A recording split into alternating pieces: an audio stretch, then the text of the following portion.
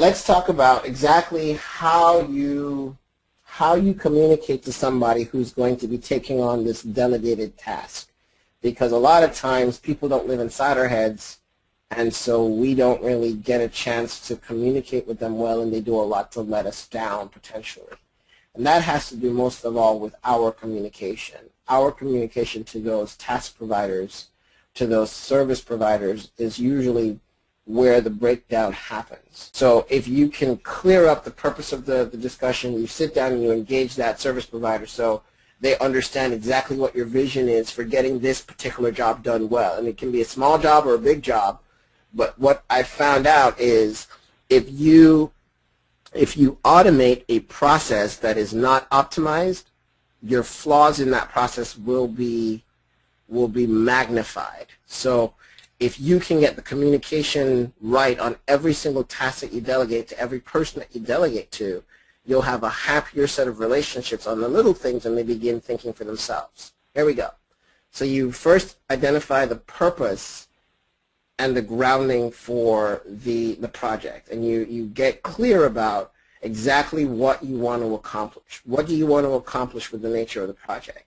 The second thing that you do is you discern its importance in your life. So you figure out in the course of your business, why is this particular task being outsourced or being delegated incredibly important in the running of your business?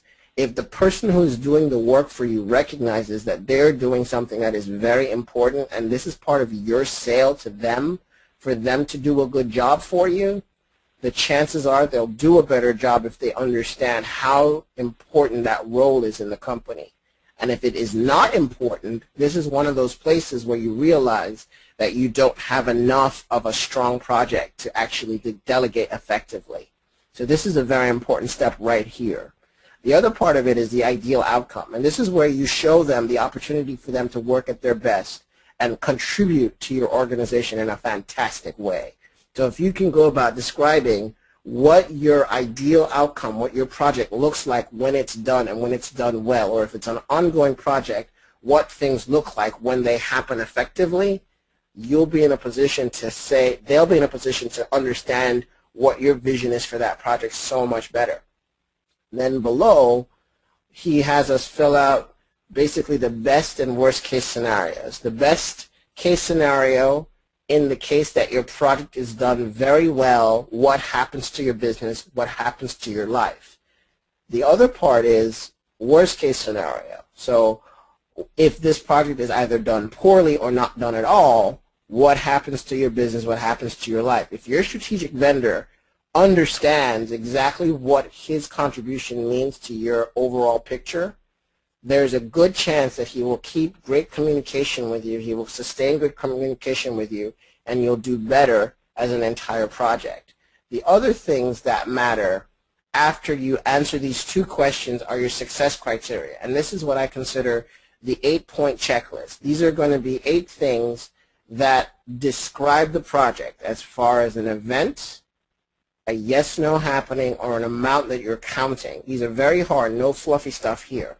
These things are either true or not true about the project at the end. And so the success criteria are the different ways that you need this project, the different components of the project that you need to be true for this to be considered a successful project.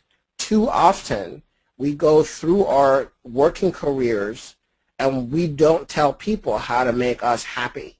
This is where you determine what parts of the project, what features of the project does it need to be done on time?